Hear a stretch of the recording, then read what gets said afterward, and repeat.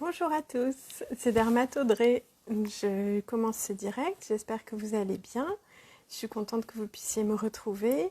Et puis, on va retrouver aussi notre invitée Charlotte Vallée. Ah, ça me fait plaisir. Coucou Mimi. Coucou. Bon, et ben ça commence. Et ben super, Charlotte arrive. Donc, il suffit qu'elle me rejoigne. Tac.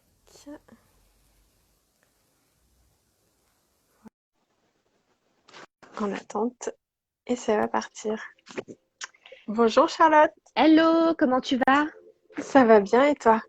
Ça va. Dis-moi, t'as laissé ta jolie tenue de dermato? J'ai gardé ma tenue officielle, euh, histoire d'être bien reconnaissable, puisque après on pourra sauvegarder le live, le rediffuser, et donc j'ai toujours mon inscription visible. Voilà. C'est génial, un vrai médecin. C'est C'est la super. déformation professionnelle, ça reste H24. Je ne dors pas avec ma blouse quand même. Mais c'est beau, j'aime bien. Moi, je trouve que ça donne un côté un peu sérieux, la blouse, mine de rien. Bah, ça fait partie, puis surtout en ce moment où en fait on fait que ça, changer de blouse toutes les 5 minutes, ça fait partie du travail aussi. Ouais. Bah écoute, super. Bah, je suis ravie de te rejoindre, du coup, C'est aujourd'hui. très gentil. Je te propose qu'on se présente en premier pour les gens voilà qui nous connaîtraient peut-être pas. Bien sûr. Bon voilà, moi je suis dermatodré, c'est marqué là, c'est comme le port salut, c'est marqué dessus. Mais on le Je voit suis pas. On le voit pas d'ailleurs qui a écrit ça. Voilà. Bon, après, les gens peuvent me retrouver donc sur Instagram, sur le compte qui s'appelle Dermatodré, sur Facebook aussi. Et surtout, le plus important, c'est que donc moi, je suis médecin dermatologue et je réalise des vidéos d'information médicale qui sont disponibles gratuitement en ligne pour le public, pour les patients, pour tout le monde sur YouTube et ça s'appelle Dermatodré. Il y a une nouvelle vidéo chaque semaine sur un sujet en rapport avec la santé et la peau. Voilà. Génial. Donc, Super. Bah d'ailleurs, je suis tombée sur ta page et sur tes vidéos, et c'est vrai que c'est tellement bien foutu que c'est super accessible, quoi. C'est génial. c'est gentil. C'est gentil. Et toi, Charlotte, donc je te laisse te présenter. Alors, moi, je suis Charlotte Vallée, j'habite à Paris. Je suis hypnothérapeute. Donc, hypnothérapeute, pour ceux qui ne savent pas ce que bah, je suis praticienne en hypnose. Du coup, enfin, je travaille autant avec les hommes qu'avec les femmes. Et je vous aide à arrêter de fumer, à perdre du poids, à reprendre confiance en vous. Et aujourd'hui, j'ai décidé du coup de faire un live avec toi. Alors moi, ce sera plus sur l'aspect psychique que, Bien sûr. que médical, physique, qui sera, enfin, médical vraiment lié au laser. Ça, c'est vraiment ton domaine. Mais sur l'aspect, en effet, estime de soi, bah, c'est là où j'interviens parce que du coup, je travaille énormément avec des femmes qui manquent d'estime d'elles-mêmes et peu importe de la raison d'ailleurs, Mm, mm. mais qui n'acceptent pas forcément toujours leur corps, qui n'acceptent pas forcément toujours la personne enfin, les personnes qu'elles sont. Et c'est du coup là-dessus que je vais intervenir dans notre échange qui va durer du coup le temps d'un live pendant une Le, heure. le temps d'un live, le temps de discuter et le côté psychologique, il est hyper important dans la prise en charge des poils aussi parce que bah, ça représente un gros complexe. Finalement, le souci des poils, il est inhérent un peu à notre société, à l'impact médiatique qu'on reçoit, alors que naturellement, ben, on a toutes des poils, on est tous des êtres humains ça dépend en fait un peu des périodes et des régions du monde pour considérer que telle pilosité est normale ou au contraire est anormale. Donc ça me fait penser à la première question que j'ai vu passer souvent dans les messages là quand on avait préparé le live, c'était comment savoir si j'ai trop de poils comment savoir donc quand c'est anormal. Moi je vois en consultation tous les jours des jeunes femmes qui sont persuadées d'avoir trop de poils et que ça doit être une maladie. Et bon, là encore, ce qu'on considère comme trop de poils, ben, entre l'Asie et le pourtour méditerranéen, ça va pas du tout être la même chose. Euh, donc trop de poils, c'est plus quand on considère qu'il y a des poils sur des zones qui sont pas normales. Parce que avoir des poils sur les avant-bras, tout le monde en a, qu'on soit un homme, qu'on soit une femme, ils sont plus ou moins épais, mais ça va pas être un signe pathologique. Par contre, il y a des zones qui sont plus liées aux hormones. Je pense notamment aux joues, au décolleté et ça fait du bruit peut-être quand j'appuie sur le micro. Donc c'est au décolleté et puis au ventre entre le nombril et le pubis. Quand il y a beaucoup de poils sur ces zones-là, là, il faut peut-être penser à un problème hormonal, donc un problème d'excès d'androgène. Et dans ce cas-là, il faut en parler avec son dermato ou son gynécologue ou son endocrino, ou au moins au départ à son médecin traitant, pour faire un peu le point là-dessus. Surtout quand ça s'associe à d'autres signes d'hyperandrogénie, donc d'excès d'hormones mâles, on va dire, de testostérone. Ça peut être de l'acné, ça peut être des anomalies du cycle, donc des règles qui sont irrégulières, voire pas de règles. Donc ça, tout ça sont des signes qui doivent faire penser à qu'il y a peut-être un problème à évoquer. Et là, on n'est plus dans l'acceptation juste de ses poils, mais dans un problème éventuellement pathologique. Mais sinon, comme tout le monde a des poils, on peut tous en avoir plus ou moins. Ça, c'est Euh, sûr. et j'ai une question à te poser d'ailleurs à ce sujet. Est-ce que c'est vrai que toi, en tant que médecin, tu vas pouvoir me dire ce qu'il en est? Est-ce qu'il y a des pilules, par exemple, qui peuvent davantage te faire pousser les poils? Typiquement, à un moment, je prenais une pilule qui s'appelle Mélodia, me semble-t-il, et je l'ai arrêtée. Alors, moi, ça a joué sur mon acné plus que sur mes poils, mais je l'ai arrêtée parce que j'ai eu des éruptions d'acné d'un coup, et ma dermatologue m'a fait comprendre, en effet, Mélodia, c'est une pilule qui a tendance à provoquer des crises d'acné, mais aussi à intensifier la pousse de poils. Qu'est-ce que tu en Mm. penses? Alors, c'est tout à fait possible parce qu'en fait, quand on prend une pilule, on prend des œstrogènes et de la progestérone. Et en fait, les œstrogènes, c'est à peu près toujours les mêmes dans les pilules. Mais par contre, la progestérone, elle est très différente selon toutes les marques de pilules qu'il y en a. Il y en a peut-être 500 ou 1000 sur le marché. Et donc, on les a classées un peu par famille.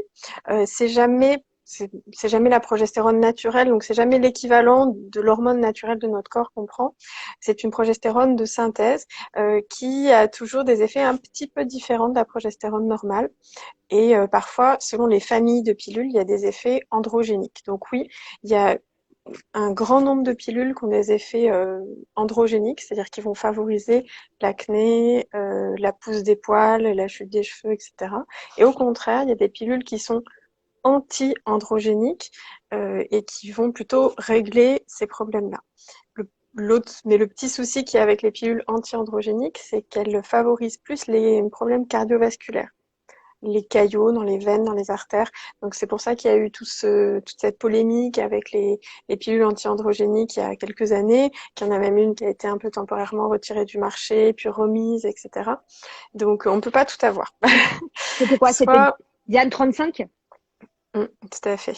Mm. Donc, elle est toujours disponible, cette pilule-là, mais elle est à réserver, voilà, aux situations de femmes qui ont vraiment besoin d'une pilule anti-androgénique. On ne peut pas la donner à tout le monde en se disant, comme ça, j'aurai une jolie peau, j'aurai moins de poils. Il faut le réserver à des femmes qui, quand on fait une prise de sang, ont vraiment un problème au niveau des hormones. D'accord. Parce Et que d'ailleurs, ouais. mais d'ailleurs, cette fameuse pilule, tu vois, typiquement, tu vas voir ton dermatologue. Donc, par exemple, on vient te voir pour cause de boutons. Imaginons que tu conseilles cette pilule. Est-ce que ce serait pas un peu comme un pansement, mais donc, du coup, le jour où tu arrêtes cette pilule, il va y avoir enfin, des poussées assez importantes qui risquent de revenir? Alors, c'est un peu plus complexe que ça. D'abord, en dermato, on a quand même beaucoup de traitements qui sont au niveau de la peau. Donc, on peut appliquer des soins, des médicaments sur le visage ou sur les deux autres zones considérées qui ont de l'acné. On peut utiliser des médicaments par voie orale qui sont non hormonaux aussi. Donc, voilà, je vais pas tous les lister là, mais donc, on a plein d'outils déjà par voie locale ou par voie orale qui sont non hormonaux. Quand on se rend compte qu'il y a une acné qui est favorisée par les hormones, on peut effectivement utiliser une pilule qui sera anti-androgénique.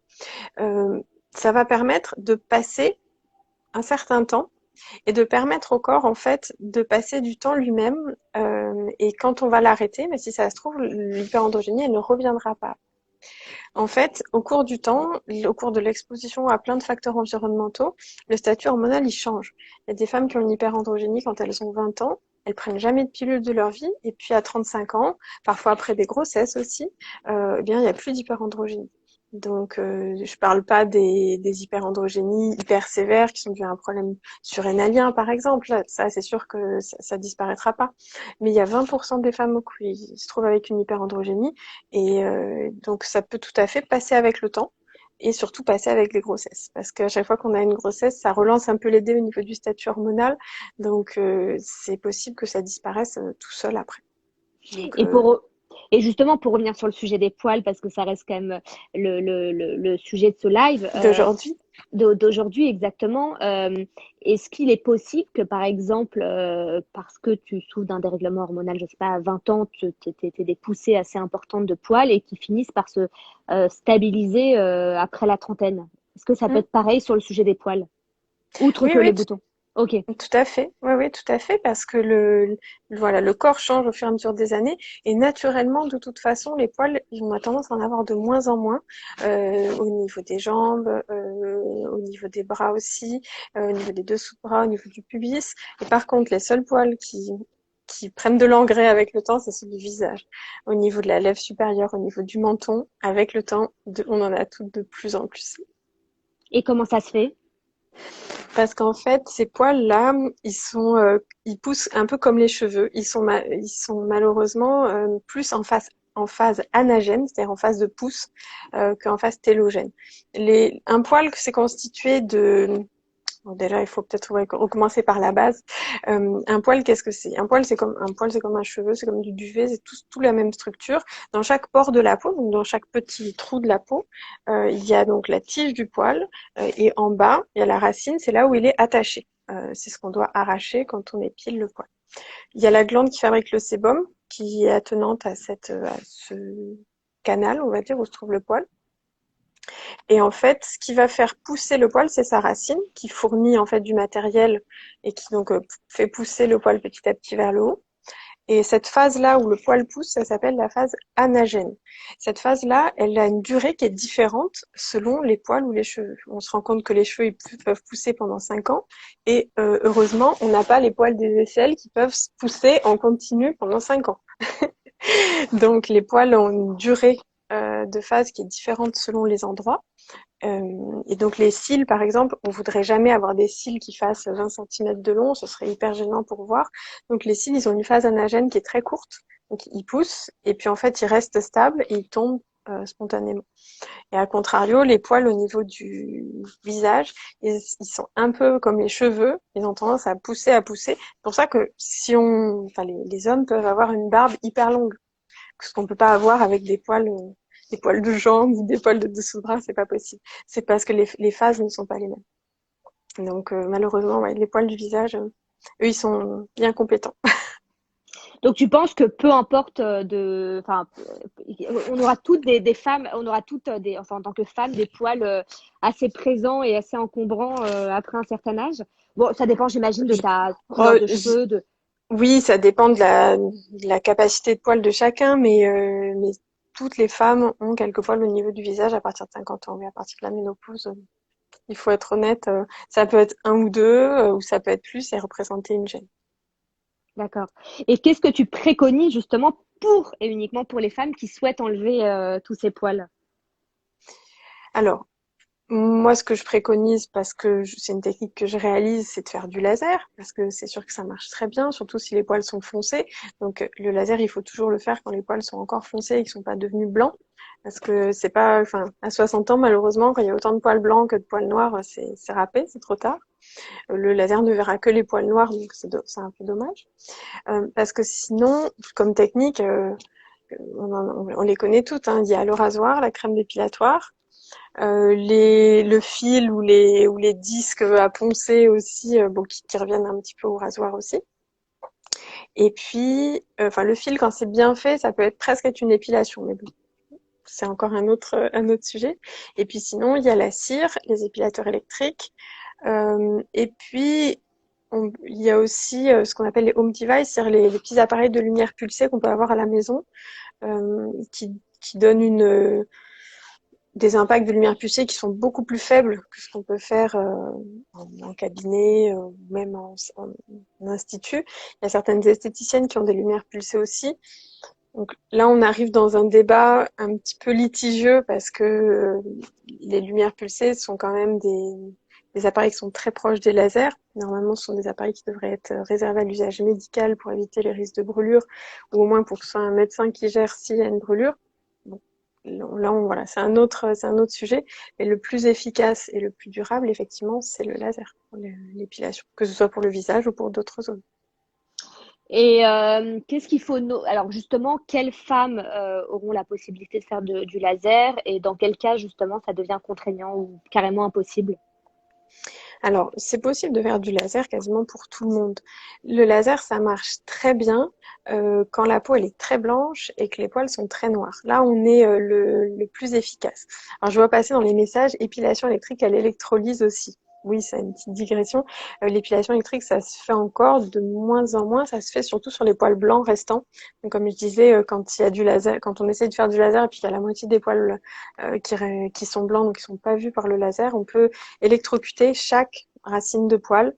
Ça prend des heures, mais c'est possible. Et ça, le problème, c'est que ça fait un peu des cicatrices aussi. Donc pour en revenir au laser, plus la peau elle est blanche et les poils sont noirs, mieux c'est. Mais on a différentes couleurs de laser qui nous permettent de traiter même des peaux noires. Donc même une personne noire, c'est possible de faire du laser sans brûler sa peau. C'est surtout ça la priorité. Donc c'est possible d'en faire sur toutes les zones du corps, mais il faut pas que les poils soient du duvet. C'est la seule chose vraiment importante. Donc par exemple au niveau des joues, c'est vrai qu'il y a souvent cette distinction qui est difficile à faire. Si ce sont des vrais poils, oui. Si c'est du duvet, non, parce que on va d'abord avec le laser, on prend le risque de d'abord transformer le duvet en vrai poil.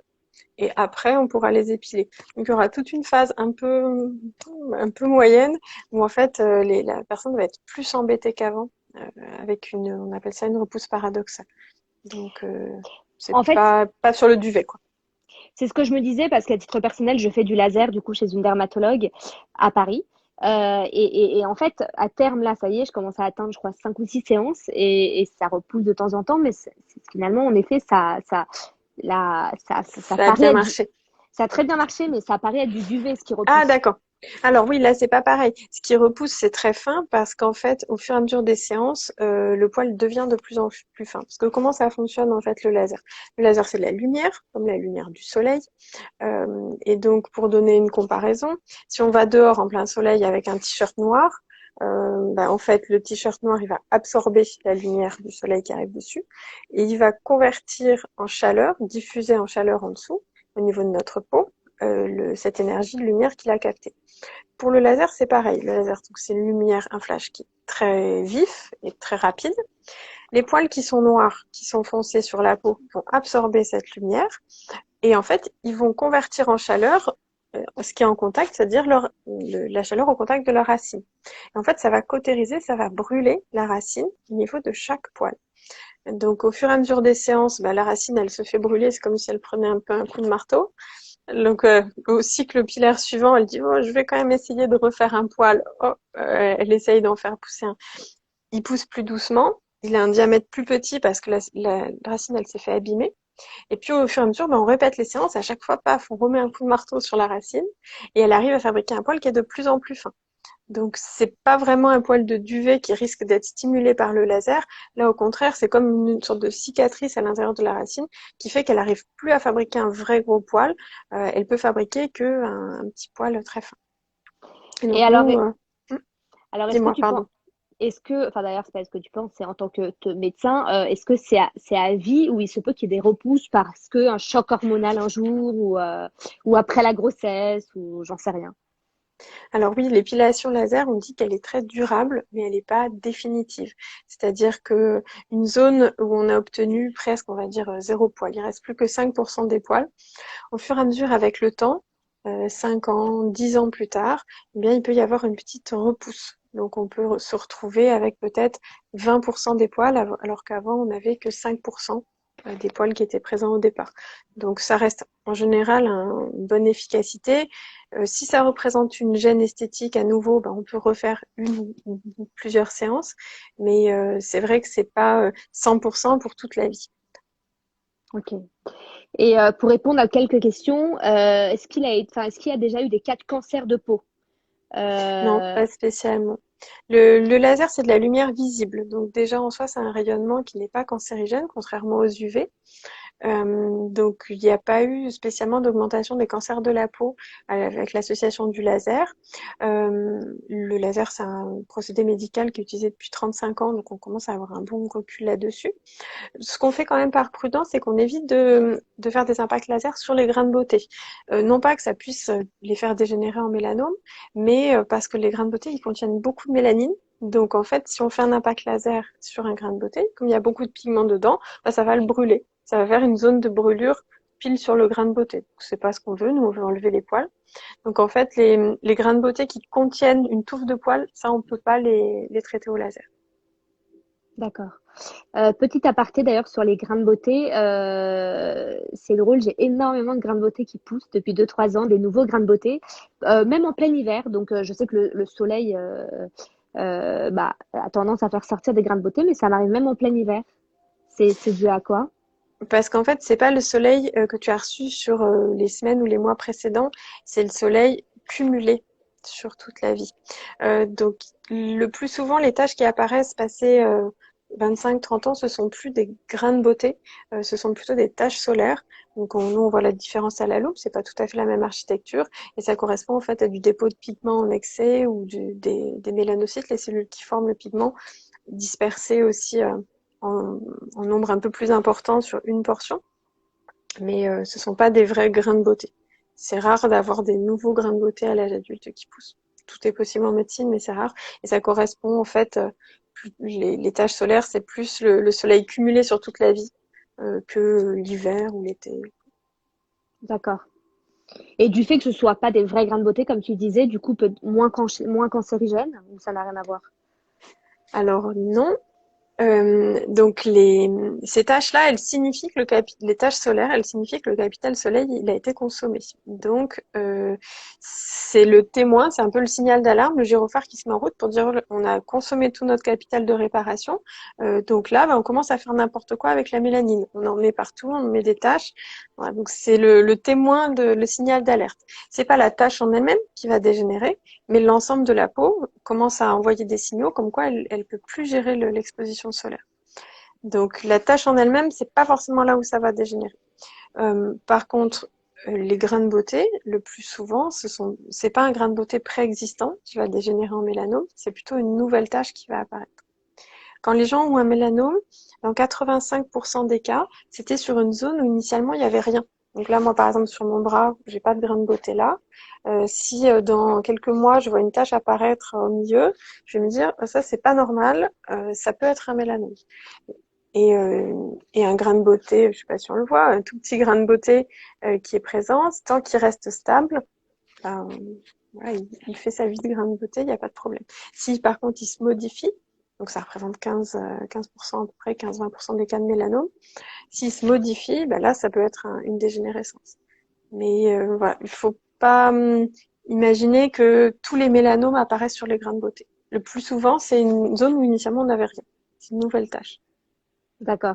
Moi, par exemple, j'ai du mal à faire j'ai énormément je sais pas si c'est tu me parles de tâches, par exemple, liées au soleil. Je sais pas si c'est des tâches liées au soleil ou des grains de beauté, mais en tant que novice, en tout cas en la matière, parce que je suis pas dermatologue, ça ressemble plus à des grains de beauté. Après, peut-être que toi, en regardant à la loupe, tu me diras non, c'est des taches de soleil. Mais Et puis, il y a un autre truc, un autre diagnostic qui est très fréquent en dermato qui s'appelle les kératoses séborrhéiques. Ça ressemble un peu à des grains de beauté puisque c'est marron, de forme ovale, souvent très légèrement en relief, un petit peu rugueux quand on touche. Ça, les gens le prennent très souvent pour des grains de beauté, mais ce sont en fait des épaississements de l'épiderme qui sont bénins, qui sont naturels avec le temps. Pour les femmes, on en a beaucoup au niveau de la poitrine. Voilà, ça apparaît à partir de l'âge de 20 ans, petit à petit. Et ça, ce sont des sortes d'épaississements de l'épiderme qui sont pas des grains de beauté non plus. Et ça, c'est bénin, ça dégénère jamais. Et c'est un motif de consultation peut-être 20 fois par jour, quoi. ok, Donc après, au cours d'une consultation en dermato, tu peux demander, voilà, genre cette tâche, qu'est-ce que c'est cette tâche, qu'est-ce que c'est et comme ça, te faire un peu l'œil parce que il faut apprendre, il faut pouvoir se surveiller un peu soi-même. Donc, il faut apprendre de quoi est-ce que notre corps est fait. très bien. Non, bah ça c'est certain. Et tu conseilles d'aller juste pour une vérification, d'aller combien de fois par an? Enfin, si ça se trouve par année, hein, mais enfin je sais pas, tous les 2 ans, mais combien de fois chez le dermatologue?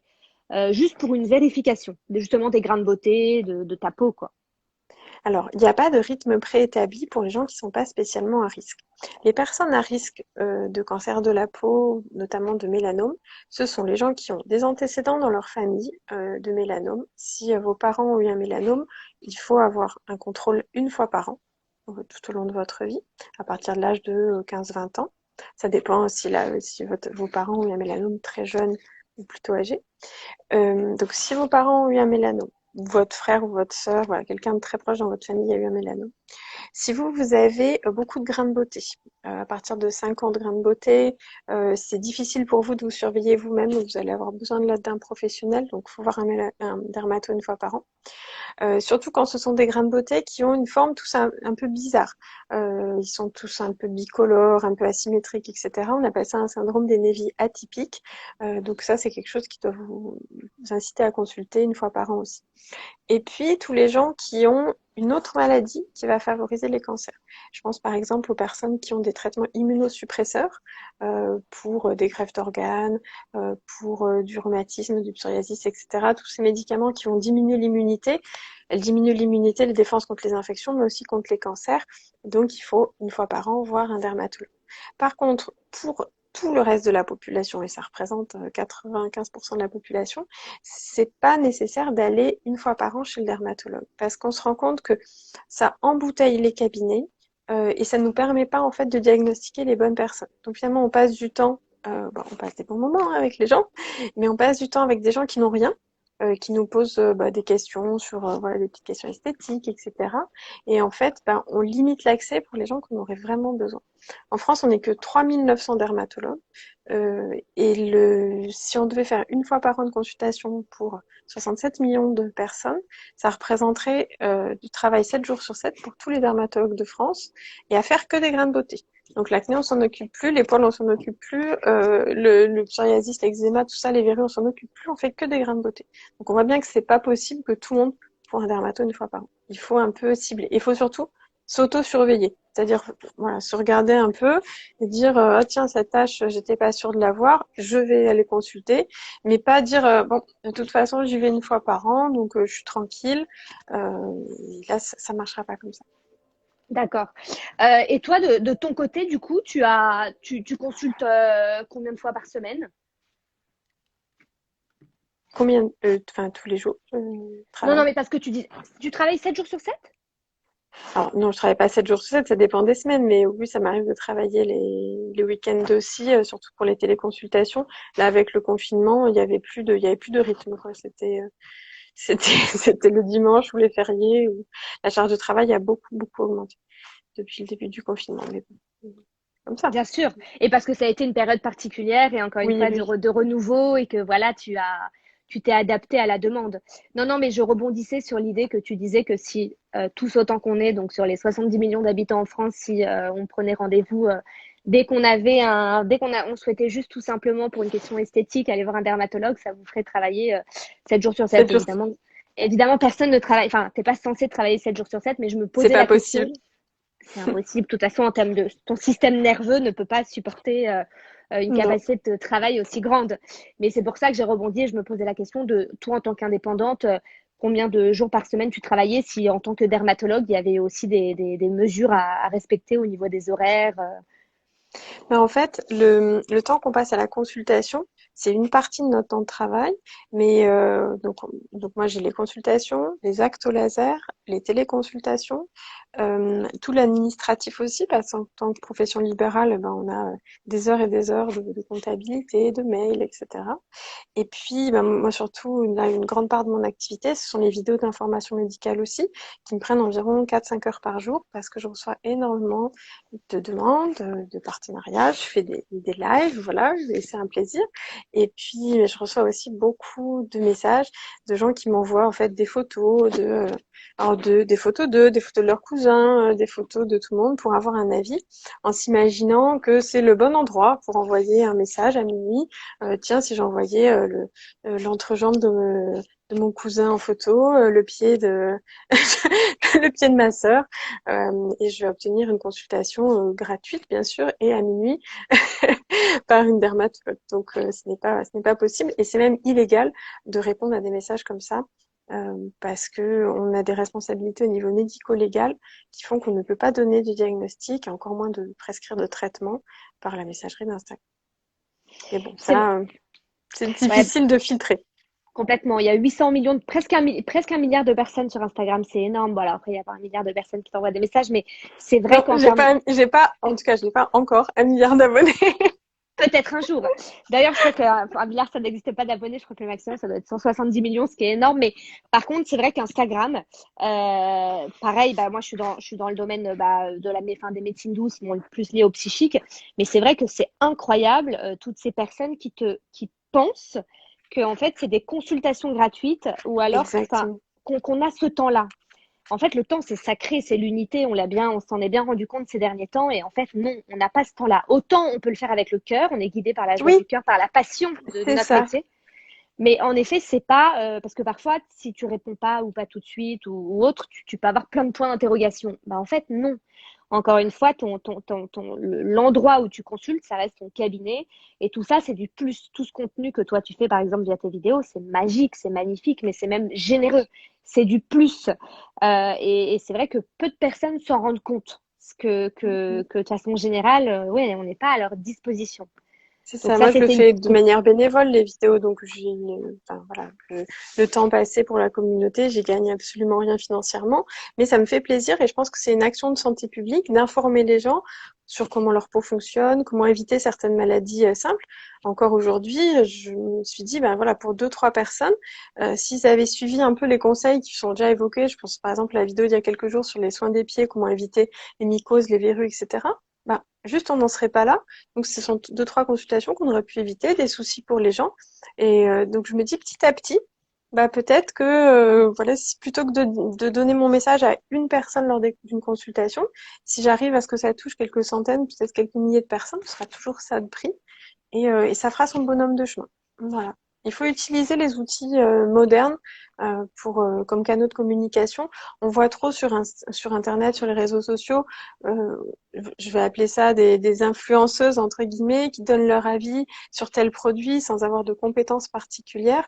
Ah, Je c'est pense sûr. qu'il faut se réapproprier un peu cette communication. En tant que professionnel, les gens viennent nous voir quand ça va pas. On pourrait faire un peu de prévention et expliquer comment faire pour éviter que ça aille pas. Donc et je pense que ça correspond aussi à ce que tu fais en diffusant des messages de bienveillance je pense que les gens peuvent trouver sur ton compte Instagram par exemple du bien-être à regarder, à lire à écouter tes podcasts, à lire les messages. On se sent les réseaux sociaux, ça répond à une certaine angoisse de solitude en fait. On est Mm. tout seul chez soi avec son portable, on scrolle et puis quand on a un problème de peau, si on voit une vidéo d'Herma Todré qui parle, je sais pas moi, de la kératose pilaire par exemple, on peut se dire moi, je suis moins seule visiblement, il y a plein de commentaires donc ça touche plein de monde. Et puis finalement c'est peut-être pas très grave. Et ça va éviter une angoisse en disant, j'ai pas de rendez-vous, vite, vite, qu'est-ce que je peux faire, quoi.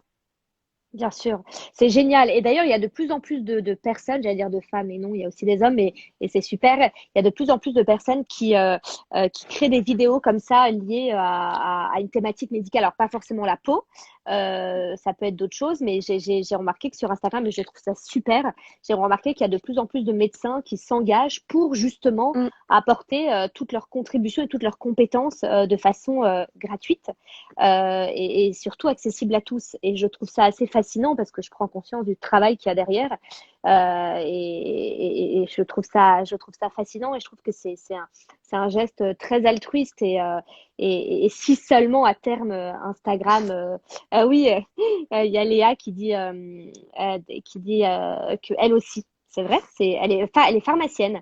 Donc, Oui. et elle fait Ah oui, ça. oui, tout à fait, oui, oui. Oui, je la connais aussi. Elle donne des bons conseils sur son compte Instagram aussi. Elle a un blog, donc oui, c'est une bonne source d'information aussi. Mais Après, on est tous avec des positionnements différents parce que en tant que pharmacien, on peut se permettre de dire des choses, de donner des conseils sur des produits, par exemple. Et moi, en tant que médecin, enfin, mon éthique m'empêche de faire de la publicité pour une marque de produit, etc. Donc, c'est l'avantage d'avoir plusieurs casquettes. En tant que pharmacien, on peut donner des conseils sur certaines choses, en tant que médecin sur d'autres choses. Et pour toi, avec voilà, le côté psychologique aussi, tu as un positionnement qui est complémentaire. Donc, C'est vrai, et même à titre personnel, pareil, j'ai énormément, je sais que j'aide énormément de personnes grâce à Instagram qui, au final, ne débourseront jamais un centime, mm, mais ne serait-ce que parce que mes podcasts vont terriblement les aider oui, ou je crée beaucoup de contenu gratuit aussi parallèlement de mon cabinet et des contenus payants, et je sais qu'il y a plein de personnes, voilà, que ça aidera, mais énormément, mais voilà, sans forcément. En fait, il y en a pour tout le monde. c'est C'est ça. vrai que la Ça médecine répond à un aujourd'hui. besoin qui est pas forcément le besoin des personnes qui seraient prêtes à aller venir en consultation. Mais c'est de la santé publique aussi. Et on parlait, pour en revenir au sujet des poils, Les poils. c'est vrai que l'estime de soi, c'est aussi important. Le poil, il est autant dans sa racine que dans la tête, quoi. Donc, on peut avoir des poils et tout à fait bien vivre avec. Ce qui va être compliqué, c'est le regard en fait des autres, avec des personnes qui vont dire oh là là, tu t'es pas épilé, ça fait négligé, ça fait sale. Ce sont des choses qu'on entend, alors que un poil en soi, c'est pas quelque chose de sale. Au contraire, c'est le rôle des poils pour la peau, c'est plutôt de protéger la peau vis-à-vis des agressions. Donc ça l'empêche de voilà, d'être agressé par les microbes, etc. Et quand on s'épile, en fait, on arrache cette protection et en plus, on fait une petite plaie, une porte d'entrée qui va permettre que les microbes puissent rentrer. C'est pour ça qu'on a des poils incarnés. Le poil incarné, c'est quoi? C'est quand, en fait, on a arraché le poil, donc l'orifice, le trou se trouve ouvert et les bactéries qui sont présentes sur la peau, elles vont arriver à rentrer dans le pore, dans l'orifice du follicule. Et puis là, elles vont s'installer. Et ça fait un tout petit abcès, en fait. Il peut être recouvert d'une couche de peau. À ce moment-là, ça fait une folliculite, c'est une sorte de bouton blanc. Ou bien il peut être vraiment très profond au niveau de la racine, ou infecter la glande sébacée, et ça fait un kyste. Donc là, on sent une petite boule avec le doigt. Et ça, c'est vrai que c'est plus difficile à gérer quand il y a des kystes associés au poil incarné, parce que ce sont des atteintes plus profondes. Parfois, quand le kyste est trop gros, faut opérer. Il faut enlever cette poche quoi, qui s'est formée en dessous. Et ça arrive souvent, ça, que des kystes soient un peu conséquents. Ça arrive très très souvent, surtout quand les personnes qui fument. Donc, tu parlais tout à l'heure d'arrêter de fumer. C'est vrai que moi, le conseil d'arrêter de fumer, c'est quelque chose que je dis peut-être 10 fois par jour à mes patients, parce qu'il y a beaucoup d'effets du tabac sur la peau. Ça favorise l'acné, ça favorise les rides, ça favorise les taches, ça favorise les poils incarnés, ça favorise les kystes infectés. Donc, il y a 200 000 raisons d'arrêter de fumer. Le 31 mai, là, il y a 2 jours, c'était la journée mondiale sans tabac. Donc, ça rappelle un petit peu que arrêter de fumer, c'est possible. Le confinement a vraiment pas permis aux gens d'arrêter de fumer. Ils se sont trouvés tout seuls chez eux avec beaucoup d'angoisse. Ça, c'est certain. Et donc, on peut repartir sur de bonnes bases. Et donc, l'arrêt du tabac, là, c'est une bonne chose à envisager pour l'été, je pense. Ouais, complètement. En fait, il faut aller retrouver le problème de toutes ces addictions, c'est que ça libère de la dopamine, hein. Donc la petite, hop, la petite porte du plaisir. Et en fait, il faut aller retrouver ce fameux plaisir à l'intérieur de soi-même, sans avoir besoin de quelque chose. Parce que du coup, en fumant et en étant aussi addict, vous faites confiance à la cigarette. En fait, c'est votre meilleur ami du plaisir. En réalité, personne n'est censé vous apporter un plaisir autant que vous-même. Et c'est ça, en fait. Il faut aller creuser à l'intérieur de vous pour aller trouver ce plaisir addictif. Et c'est C'est complètement ça. possible. C'est complètement possible. Bon, moi, Ah, c'est sûr. j'ai eu des patients qui ont arrêté de fumer après. Alors, ça dépend. Après, ça peut être après une séance, après deux, après trois. Personne n'est égal sur le sujet. Mais j'ai des personnes qui fumaient depuis 20 ans et qui ont fini par arrêter de fumer. Donc, c'est possible vraiment à. Il y a pour tout le monde, quoi. autant de moyens d'arrêter de fumer que de fumeurs. Il y en a qui auront besoin d'arrêter du jour au lendemain, de jeter leur dernier paquet en cours. Il y en a qui auront besoin de diminuer très progressivement. Et je pense que c'est important d'être accompagné, d'avoir un interlocuteur, d'avoir quelqu'un qui vous suit, qui vous encourage, pour vous motiver, parce que la volonté a quand même une grande importance dans l'arrêt du tabac. Bah, ça fait tout, hein. Ça fait tout. Et d'ailleurs, il y a des personnes assez fantastiques qui arrêtent de fumer seules, hein, sans l'aide de personne, Ouais, donc tu te dis que la volonté, ça fait vraiment tout. Quand tu dis qu'il y a des gens qui arrêtent de fumer du jour au lendemain parce qu'ils l'ont décidé, comme quoi Mm, mm. tout est une question d'état d'esprit, hein. Souvent, il y a un choc un peu dans ce type d'arrêt, voilà, du jour au lendemain. C'est parce qu'il y a une prise de conscience assez brutale. Ça peut être le décès d'un proche, ça peut être un accident, quelque chose qui leur fait comprendre que, voilà, là, dans ma vie, je suis en train de faire n'importe quoi. J'arrête ça. Il, il faut qu'il y ait un changement. Je dirais pas un changement de personnalité, mais un changement de phase, en tout cas dans la personnalité, qui fasse que le tabac ne me correspond plus, en fait. C'est C'est vrai. Bah, ça peut être parce que tout simplement, même t'attends un enfant, enfin que tu sois un homme ou une femme, hein, que par exemple, typiquement, tu vas bientôt avoir un enfant ou tout Mm. simplement même après une période de dépression ou après alors sans que ce soit si intense, hein, mais en effet, oui, le tabac, souvent, Ça, ça la devient, phrase miracle, c'est un peu, en fait, le fait de fumer, ça me correspond plus. Je ne m'identifie plus comme un fumeur. Donc, il n'y Mhm. a pas de raison de continuer. Et soit, ben, on arrête du jour au lendemain, soit on arrête progressivement. Mais quand on se sent plus en accord avec le fait de fumer, c'est que c'est le bon moment pour arrêter. Bah, quand le geste, tout simplement, tu sais, devient automatique, qu'il y a juste le geste, mais en fait, t'es pas, tu l'assumes même plus en pleine conscience, cette Mm. cigarette, quoi. C'est juste un Il y a automatisme, ça. c'est qu'il y a un souci, hein. Quand c'est juste Mm, une mm. habitude et qu'il y a plus de plaisir. Bah, les addictions, en fait, c'est valable pour le tabac, c'est valable pour les poils aussi. Il y a beaucoup de femmes qui ont pris cette espèce d'addiction, on appelle ça de la dermatillomanie. Donc ça peut être se percer les boutons, mais ça peut être au niveau des poils aussi. C'est ne pas supporter le moindre poil, le moindre poil qui pousse sous la peau, le moindre poil qui commence à faire un poil incarné. Je vais aller le trafiquer avec les ongles, avec une pince à épiler, et au final, je vais faire une cicatrice 10 fois pire que si j'avais laissé évoluer ce poil incarné tout seul. Donc, je voyais passer dans les commentaires, est-ce qu'un poil qui pousse sous la peau, c'est un poil incarné? Non, si on voit le trajet du poil sous la peau, mais qu'il n'est pas infecté, il n'est pas rouge, il n'est pas douloureux, etc., la définition médicale, c'est pas un poil incarné. C'est un poil qui s'est trompé de chemin, c'est ce que vous voulez, mais c'est pas un poil incarné. Et normalement, ce poil-là, ben, on doit le laisser tranquille, c'est pas grave, il sortira quand il voudra. Mais un poil incarné, c'est-à-dire un bouton, que ce soit un bouton blanc, un kyste, etc., il faut pas aller le trafiquer. On fait des cicatrices qui, au niveau des jambes, restent très longtemps pour les jeunes femmes, des mois, voire des années. Et alors c'est vrai que quand on fait du laser, après, on permet que ces cicatrices s'effacent. Mais c'est un gros complexe pour pas mal de jeunes femmes. Je sais pas si tu en as déjà eu en consultation, qui osent pas se mettre en jupe, non pas parce qu'elles ont des Là, là. poils, mais parce qu'elles ont des marques de grattage, etc., plein leurs jambes. Non, j'ai jamais eu ça, mais par contre, j'ai énormément de femmes qui, dès que les beaux jours arrivent, mettent des t-shirts, même si elles portent un jean, hein, donc en fait, en réalité, même l'hiver, mais ça s'intensifie avec l'été, mettre des t-shirts au niveau, enfin, jusque sous les fesses, de façon à cacher toute D'accord. cette partie du corps. Donc, ça va bien plus loin que de cicatrices ou autres. C'est vraiment ne pas assumer son corps, ne pas assumer ses Mm, jambes. Et quand l'été arrive, ça devient difficile parce que quand il fait 30 degrés, t'as pas forcément envie de te cacher à ce point-là parce que bah, tu mm, transpires mm. beaucoup, tu as très chaud. Et c'est une période qui est très, très, très, très délicate pour beaucoup de femmes en ce moment, l'été. Oui, le moment où on doit se découvrir, on doit reprendre les vêtements d'été de l'année dernière.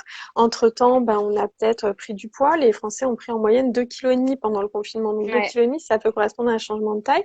Ça veut dire que là, on réenfile les tenues d'été, les maillots de bain. On se rend compte que ça va pas. Ça fait quand même des gros complexes. Ça fait pas plaisir de se rendre compte que les vêtements qu'on portait et qu'on appréciait il y a un an, ben, ils ne vont plus. Donc, c'est les changements de saison comme ça, c'est un peu une remise en question. Et là, c'est vrai que ben, la situation est tellement particulière qu'il y a beaucoup de choses qui sont remises en question. C'est vrai, c'est une période de remise en question et à la fois c'est une vraie période d'évolution, moi je trouve. Je trouve que tu es obligé de pas. C'est une merveilleuse période pour justement changer des mauvaises habitudes, en prendre de nouvelles bonnes. Et du coup, il faut pas c'est pas parce que c'est une période de remise en question qu'il faut voir ça comme voilà, c'est de la difficulté, je mets ça de côté, c'est pas possible. Au contraire, il faut l'affronter parce que je pense Mhm. que c'est une période assez cruciale, hein, cette période de remise en question. Il y a du positif dans tout. Il y a un proverbe qui dit à toute Complètement. chose malheur est bon. Donc même dans les périodes les plus noires de notre vie, ça nous fait toujours avancer. Ça nous permet de voir en fait les bons côtés qu'on doit mettre en avant pour la suite. Qu'est-ce qui est important pour nous et comment un peu se réorienter dans notre vie. Ouais, et puis on apprend à se connaître de façon générale. Bon, après, c'est énormément que je cultive, mais j'en suis persuadée que c'est vrai qu'on apprend à se connaître davantage dans ces moments de Avec le temps. complexité, hein, Eh quoi. ouais. Avec le temps, dans le fait de passer par pas mal de phases, par pas mal d'émotions. Les émotions, c'est fluctuant, mais il faut, voilà, pour toutes les femmes, en tout cas, parce qu'on s'adresse. Alors, je sais pas si ceux-là, ils vont s'adresser surtout aux femmes, mais à mon avis, il y a beaucoup de femmes qui nous regardent. Pour toutes les femmes qui sont en ce moment dans une période compliquée, peut-être mal dans leur peau ou voilà, on passe toutes par là et c'est normal et c'est pas grave et encore une fois rien n'est figé, tout est évolutif, donc ce qui compte c'est de comprendre le pourquoi du comment vous en êtes là psychiquement en ce moment, bien plus que l'aspect physique d'ailleurs, parce que beaucoup de choses partent du psychique, c'est-à-dire même l'idée de ne pas accepter d'avoir des poils qui poussent, bah c'est souvent une question de prisme et comment vous regardez votre corps et comment vous le percevez. C'est ça. Ça, C'est ça, l'acceptation de son corps, ça va être différent selon les zones. Il y a certaines personnes qui, par exemple, vont accepter d'avoir je sais pas, beaucoup de poils sur les avant-bras, mais inversement, les aisselles, en France, c'est la norme sociale, il faut avoir les aisselles parfaitement épilées tout le temps, et donc on va s'épiler à fond les aisselles, les raser, même quitte à se faire des irritations, etc. Mais ça dépend de la norme, où est-ce qu'on se situe dans la norme sociale. Et inversement, en Asie, les personnes à poil au niveau des avant-bras, donc s'il y a une personne qui a des poils, elle va plutôt s'épiler les avant-bras et puis laisser les aisselles qui seront beaucoup moins visibles avec leurs poils. Donc ça dépend où est-ce qu'on habite et qu'est-ce qu'on cible en fait. c'est vrai que les avant-bras en France, enfin, j'ai remarqué il y a peu de femmes qui se les épilent. Mm. Ouais, parce que socialement, c'est acceptable d'avoir des poils sur les avant-bras. Dans d'autres pays, non. Et dans d'autres pays, en Allemagne, c'est acceptable d'avoir des poils sous les aisselles. Ça dépend juste des normes sociales. Mhm. C'est tout. J'ai vu passer dans les Il y en a questions eu plein des questions. il y en a eu plein. Que penser des traitements kératorégulateurs pour éviter les poils incarnés? Alors oui, c'est une bonne chose de prendre un produit à l'urée ou à l'acide lactique ou à l'acide glycolique quand on s'épile. En fait, il faut préparer la peau. Avec ce type de soin pendant quelques semaines normalement avant de faire une épilation à la cire ou à l'épilateur électrique, ça va permettre en fait de désépaissir un peu l'épiderme et donc qu'il y ait moins d'irrégularité d'épiderme qui puisse être arrachée par l'épilateur électrique ou par la cire. Parce que sinon, comme toutes les petites plaies sont des portes d'entrée pour faire des poils incarnés, plus on laisse la peau un peu irrégulière, plus il y a de chances que quand on épile, ça arrache des petits bouts de peau. Donc oui, les traitements kératorégulateurs, alors ça peut être des traitements officiels pour éviter les poils incarnés. Ça peut être des crèmes à base d'urée ou bien au minimum, c'est de faire un gommage en fait la veille d'une épilation. Un gommage léger, hein, faut pas s'irriter, mais faire un gommage léger, ça peut minimiser les poils incarnés aussi. D'accord. Et alors sur un autre sujet, mais c'est vrai que comme on a toutes les deux divagué, qu'on a parlé et un peu des boutons et un peu des poils et un peu voilà, il y a pas mal de personnes qui parlent de Roaccutane. Donc tu vas pouvoir donner ton avis. Je t'avoue l'avoir fait aussi, donc peut-être que je pourrais le donner alors de façon encore une fois telle une patiente qui l'a pris, peut-être moins médicale, mais je sais que il y a Nini Nessita qui dit que ça personnellement ça j'ai trouvé ce traitement assez invasif, c'est le cas de le dire, et moi, j'en ressors pas avec du positif. Après, c'est très propre à chacun. Donc, peut-être que tu le prescris, etc. Moi, je sais que ça m'a bouffé mes cheveux. J'ai jamais retrouvé la qualité normale après 7 ans. De même, j'avais toutes les muqueuses asséchées, mais plusieurs mois après l'arrêt du traitement. Et oui, ça m'a permis d'arrêter l'acné, enfin les pousser en tout cas, l'éruption d'acné au moment T. Mais c'est vrai que je sens que de temps en temps, en période hormonale, j'ai encore des boutons. Et si un jour j'arrête la pilule, je suis pas à l'abri d'avoir à nouveau des boutons, quoi. Enfin, j'ai l'impression que ça m'a pas éradiqué les boutons à vie, mais on en avait déjà parlé au téléphone. Donc, l'isotrétinoïne, pour les personnes qui veulent plus d'informations, j'ai fait une vidéo sur YouTube Dermatodré dessus. Donc, c'est une vidéo qui dure un peu plus de 5 minutes, donc où j'explique tout tout ce qu'il faut savoir sur ce traitement, comment se passe la mise en place, qu'est-ce qu'il faut, à quoi il faut faire attention comme effet secondaire, surtout le principal c'est la prévention des grossesses parce que l'enfant serait mal formé. Donc voilà, tout est expliqué dans la vidéo YouTube Dermatodré sur l'isotrétinoïne pour ceux qui l'ont pas encore vu. Après pour ceux qui l'ont déjà vu, pour reprendre un petit peu, donc l'isotrétinoïne c'est une sorte de dérivé de la vitamine A. Ça sert à, ça remplace la vitamine A en fait dans les cellules et ça fait que la glande sébacée, elle n'arrive plus à fabriquer de sébum parce c'est comme si elle avait plus sa vraie vitamine A. Donc, au fur et à mesure des mois de traitement, bah, elle va petit à petit, vu qu'elle peut plus fabriquer de sébum, elle va diminuer en taille, diminuer en taille, diminuer en taille. Donc, tous les effets d'assèchement, notamment au niveau des lèvres, au niveau des yeux, etc., c'est le but, en fait, du traitement.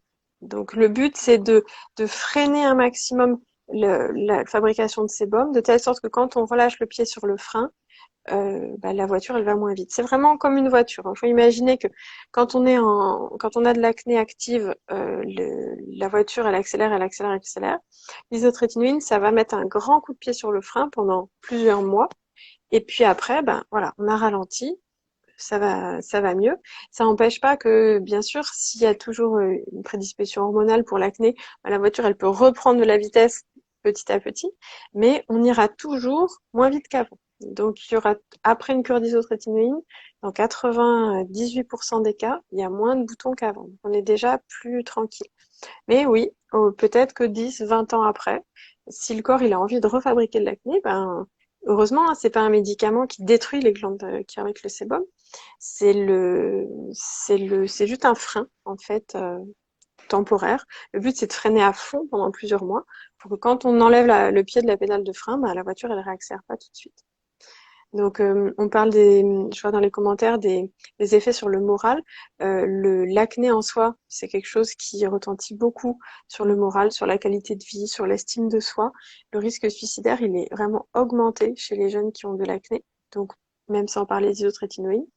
Donc, l'isotrétinoïne, c'est le nom de la molécule. Le Roaccutane, c'est le nom de la marque. C'était une marque qui était disponible en Europe, qui n'est plus disponible depuis peut-être au moins 15 ans. Donc Ouais. maintenant, il y a plusieurs génériques qui l'ont remplacé, mais on a toujours un peu sur cette référence d'isotrétinoïne égale Roaccutane. Ça s'appelle encore Accutane aux États-Unis.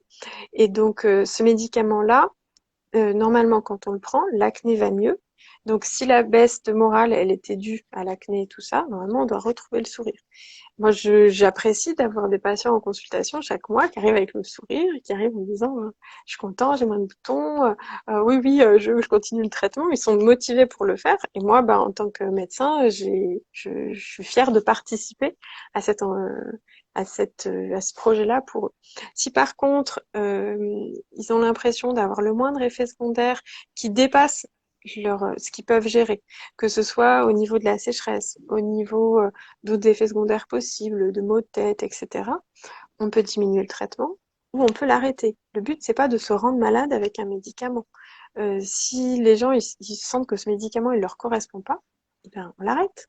Moi, je j'ai pas d'action chez aucun laboratoire qui vend de l'isotrétinoïne. Donc, j'ai aucun intérêt personnel à ce que les gens prennent ce médicament. Moi, j'ai juste un intérêt de satisfaction à ce que les gens arrivent avec le sourire dans mon cabinet. Donc, voilà, on n'est pas sur le même projet qu'un labo pharmaceutique. Donc, moi, je vois des gens qui sont globalement très satisfaits par ce médicament. Oui, c'est pas un médicament miracle. Il a des effets secondaires. Il faut faire attention. Il n'est pas possible pour tout le monde. Il faut avoir une contraception en même temps. Et il y a souvent des effets secondaires qui sont en fait dus à la contraception elle-même, à la pilule. Parce que la pilule, elle va augmenter le cholestérol, Elle va éventuellement, oui, faire tomber les cheveux, etc. Et donc, des fois, c'est difficile. Quand on commence la pilule quelques mois avant l'isotrétinoïne, bah, c'est difficile de faire la part des choses entre quels effets secondaires sont dus à l'un ou à l'autre. Alors, la sécheresse, c'est simple, c'est l'iso. Mais par contre, une baisse de morale, un problème de cheveux, etc., bah, ça peut être les deux. Ok. Il n'y a pas de répercussions ensuite sur du long terme, c'est-à-dire le jour où tu arrêtes le traitement, globalement, tu récupères en combien de temps un corps qui fonctionne normalement? Bah, après, si tu es encore sous pilule, évidemment, bah, tout ton système hormonal ne fonctionne pas normalement. Ouais, tant qu'il y a la Euh, pilule, ça, on récupère jamais son statut hormonal d'avant. Le médicament est complètement éliminé du corps en 1 mois. Donc, on peut tomber enceinte au bout d'1 mois, l'enfant n'a pas de problème. Donc, ce médicament, il est éliminé du corps, on dit en maximum 1 mois. Il y a d'autres médicaments de la même famille. Je pense notamment à d'autres médicaments qui sont donnés pour le psoriasis. Ils sont de la même famille, des dérivés de la vitamine A qu'on appelle les rétinoïdes. Mais ceux-là, ils mettent 2 ans à être éliminés complètement du corps, parce que ce sont des médicaments qui se fixent dans la graisse. Donc là, c'est un autre sujet, mais selon la famille des médicaments, oui, 2 ans en se disant j'ai encore ce médicament en moi, je peux pas tomber enceinte, ça peut être plus inquiétant. Mais 1 mois pour se drainer complètement, ça, il n'y a pas de souci. Je vois passer beaucoup de messages au niveau du soleil. ouais, exactement, ouais. C'est vrai que la question revient. Donc, l'isotrétinoïne, ça diminue l'épaisseur de l'épiderme. Donc, l'épiderme en soi, la couche cornée, la couche de peau morte qu'on a sur la peau, c'est un des facteurs de protection vis-à-vis du soleil. Donc, l'isotrétinoïne va enlever cette protection. Donc, l'isotrétinoïne, c'est un médicament qui fait peler, en fait, la couche cornée. Donc, vous imaginez, si vous vous mettez au soleil et que vous prenez un coup de soleil, donc quelque chose qui fait déjà bien peler, alors que vous avez l'isotrétinoïne, un médicament qui fait peler, et ben, ça part en lambeaux, quoi. Donc, il faut vraiment, quand on est sous ISO, éviter tout risque de coup de soleil. Ça veut dire mettre de la crème solaire 50, mettre un chapeau, mettre un t-shirt pour se baigner, mais il faut prendre zéro risque de coup de soleil. Donc, il y a des situations des patients où on doit continuer le traitement pendant l'été. Soit ils nous disent, ben, je peux être très sérieux sur la protection solaire et à ce moment-là, ben, on laisse la même dose pendant tout l'été. Soit ils nous disent, non, je sens que je vais pas être assez sérieux. À ce moment-là, ben, on diminue un peu la dose. Ça prolonge le traitement, tant pis. Mais voilà, l'objectif, c'est que ça se passe bien et pas faire prendre de risques aux gens. Et combien de temps après tu peux faire du laser après l'arrêt de Oui, médicaments? j'ai vu passer cette question-là. Au moins 1 mois. En fait, il faut que la personne ait le sentiment que sa peau n'est plus aussi fragile qu'avant. Donc, 1 mois, c'est vraiment le minimum. Ça va dépendre des zones aussi. Voilà, par exemple, les dessous de bras, c'est une zone qui est pas spécialement sensible. Par contre, au niveau du visage, plus. Voilà. Donc, ça D'accord. va dépendre un peu des zones. C'est relativement rapide d'ailleurs, un mois. Je m'attendais à ce que tu dises plus. Ça Non, va, hein? sachant qu'on peut retomber enceinte au bout d'1 mois, c'est raisonnable. Donc le dernier test de grossesse, parce que c'est un médicament où il faut faire des prises de sang avec des tests de grossesse tous les mois.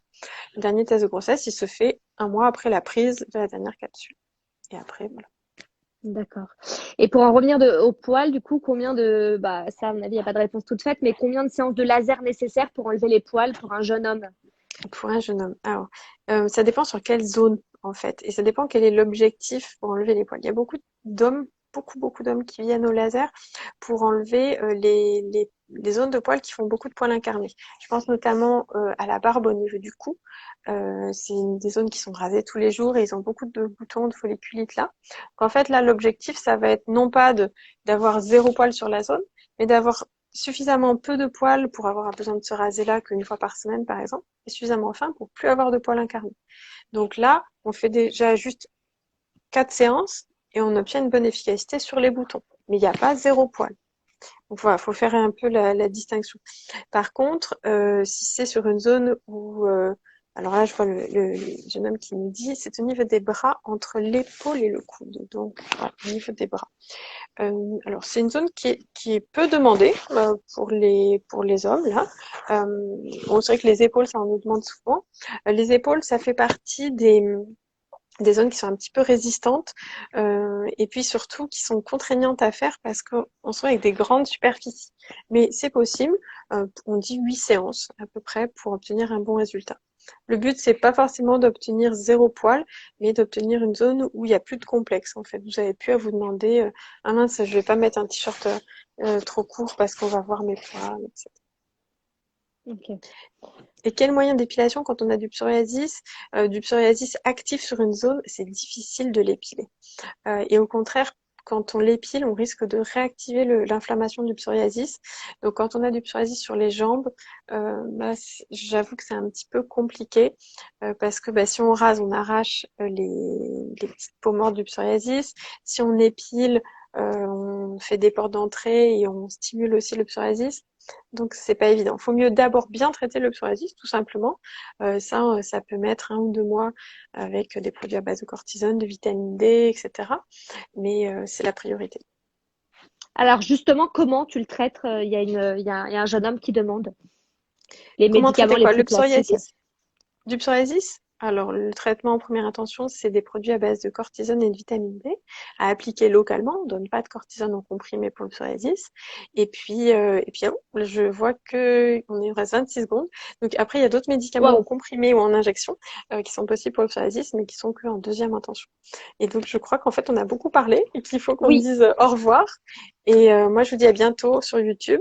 Et puis, Charlotte, je te laisse le mot de la fin. super. Bah écoutez, n'hésitez pas à poser des questions. Bon, j'imagine que ce sera plus à toi, Audrey, en tout cas sur tout l'aspect vraiment épilation laser. Mais pour toutes